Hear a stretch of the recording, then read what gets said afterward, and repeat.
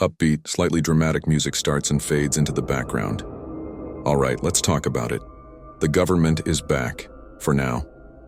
The lights are on, federal employees are heading back to their desks, and it feels like we can all take a collective sigh of relief.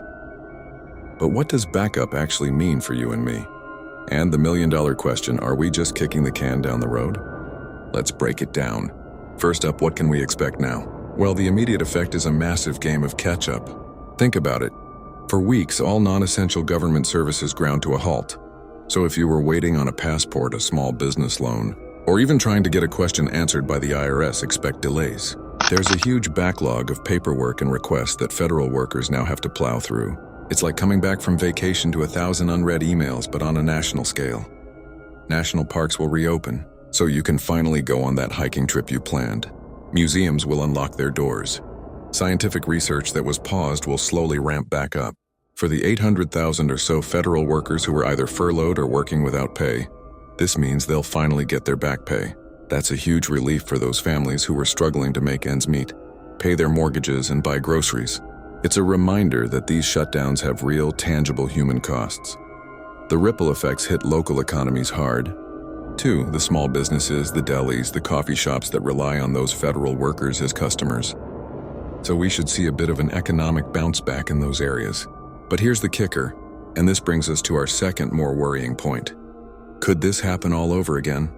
The short and honestly unsettling answer is absolutely. See, the deal that was just passed to reopen the government is a short-term funding measure. It's not a long-term budget solution. It's essentially a temporary truce, a legislative band-aid.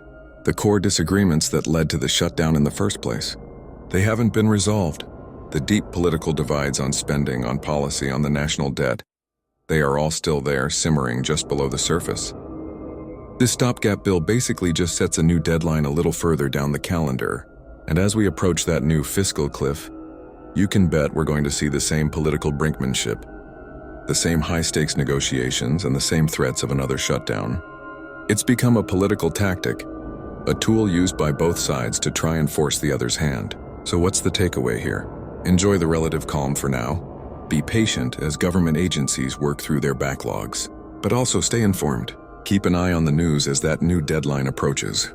Because until our leaders in Washington can find a way to compromise and pass a real, long-term budget, we're all just living in a cycle of crisis averted until the next one. It's a frustrating reality, but it's the one we're in. We're not out of the woods yet. We've just found a temporary clearing.